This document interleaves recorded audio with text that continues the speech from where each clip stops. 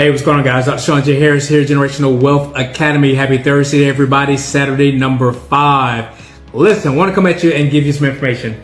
I was just scrolling earlier today. Now, keep in mind, I've been teaching financial literacy for, 27, 28 years now. I come from a family of entrepreneurs. As many of you guys who know me know that my family owned the first 2 African-American owned hotels in Atlanta during the pre-civil rights generation.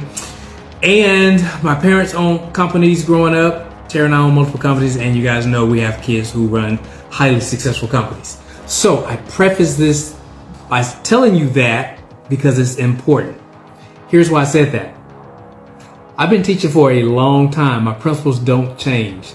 The fundamentals of wealth building, they don't change. But many times what I see is that people have shiny ball syndrome. So when a new idea or what they think is a new idea come along the way, all the attention is gravitated towards that. And then if another shiny ball goes that direction, they'll stop and they'll go follow that ball, and vice versa. It's just following any shiny ball without having any context or foundation to apply the principles that they're learning. So I saw a post earlier, I was scrolling, and I saw a post where this guy was explaining that if you take your mortgage and divide it by 6, whatever that number is, pay that strictly to the principal of your property alongside with your regular PMI check. Guys, I have been teaching the philosophy of how to pay a mortgage off for 28 years now. But I know a lot of people are going to see that post. It's gonna more likely go viral. I just saw it for the first time today. But what's going to happen, a lot of people are going to gravitate towards that and be like, oh my God, I can pay my house off in 15 years. Listen, I've been teaching the principle of taking your mortgage amount, multiplied times 4, divided by 12. That will double that number that I just showed you. So the first technique that this guy's now talking about, let's just say if your mortgage was $1,500 a month. If you divide that by 6, that's going to be $250. Using my formula that I've been teaching for almost 3 decades, if you take 1,500 multiplied by 4 divided by 12, your answer is going to be 500. 500 is double that 250 using the other technique. Therefore, you pay your house off in 7.5 years. I'm going to let you marinate on that for a second. Here's the deal. I am good at what I do.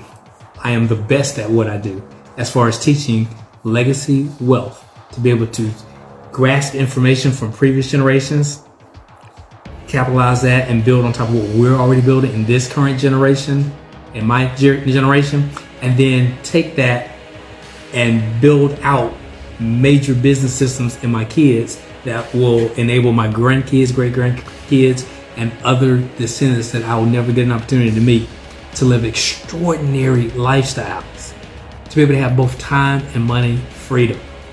So listen, don't get so wrapped up on fads or the shiny ball that looks good today or next week.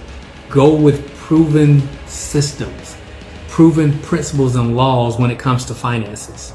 See, listen, I'm gonna close on this. Many times you hear people talk about building multiple streams of income. Now, in fact, most wealthy people, we do have multiple streams of income.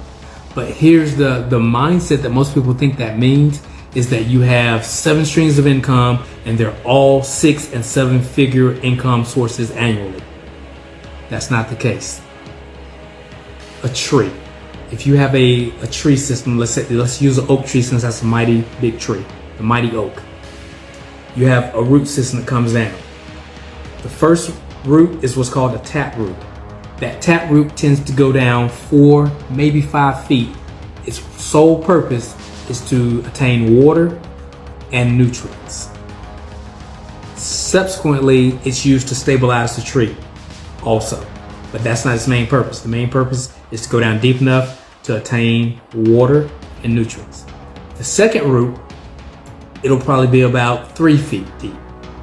That is to stabilize the tree a little bit more, and it's also to get water and nutrients as well.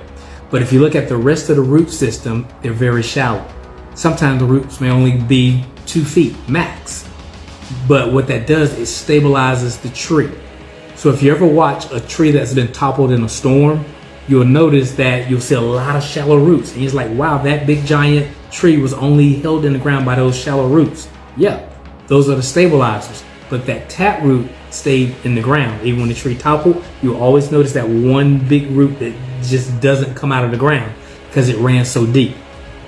Well, that's the same thing with your income. You create one stream of income, and then that one taproot of income will then start sustaining a second root, which will be a little bit more shallower, and then you will subsequently start developing other roots. So when people hear multiple streams of income, they think that means, look, I make shoes over here, I'm a candlestick maker, I make pies over here, I got a lawn care business over here. No, that's not what multiple streams of income mean. Multiple streams of income should all be within the same vein. It should still be within the same umbrella of similarities. So here's what it looks like in reality. That first root may be a 6, 7, 8 figure source of income. The second one may or may not be a 6-figure income. The third source of income may only generate you $30,000, $40,000 a year. The fourth one may only produce $15,000 a year. The fifth one may only create $8,000 a year. So people have to get out of the mindset of thinking that they're gonna have multiple different legs of income that's all 6-figure incomes and that they're all equally balanced. That's just not the case. So you gotta focus on that one skill set that is your bread and butter, that is your meat and potatoes of creating income. That will always be your baby. Okay? So once you focus on that, you can continue growing that. But then you can then peel off a little bit to fund the other sources of income, to help give seed money and capital to start those businesses rolling and flourishing and be able to become systemized as well. But it's nearly impossible to have 7 streams of income that's all making the same amount of money at high volumes of income, because you can't focus on that many areas. Even if all 7 of those sources of income were in the same vein, let's say they were still all in the real estate industry. Well, I still couldn't focus on running a full-time residential commercial real estate firm, and over here I'm running the appraisal company, over here I'm running the home inspection company, then over here we're running our Airbnb rentals. It's just too taxing that you wouldn't be able to sustain each business with 100% effectiveness and efficiency to run those companies to be able to continue generating 6, 7, 8 figure annual incomes. All right, so I hope that makes some sense out there. Listen and learn from proven systems that have worked over the long course of time. I'm gonna close on this analogy. You have pine trees and you have oak trees. Pine tree grows quick, it grows fast, and it grows extremely tall, but the slightest wind will snap it or topple that pine tree. Now, an oak tree, it takes time, slow, drawn out time to grow. But it's not often that an oak tree will snap. It's not often that an oak tree will just topple with a light wind. And more importantly, do you hear people rushing out to buy pine furniture or oak wood furniture? The value of the wood is increased over time, and not with a quick twig in a pine tree. All right, guys, man, I give out some dope content. Sometimes I amaze myself. But anyway, I'm Dr. Sheldon J. Harris. Make impact, make money while you're doing it.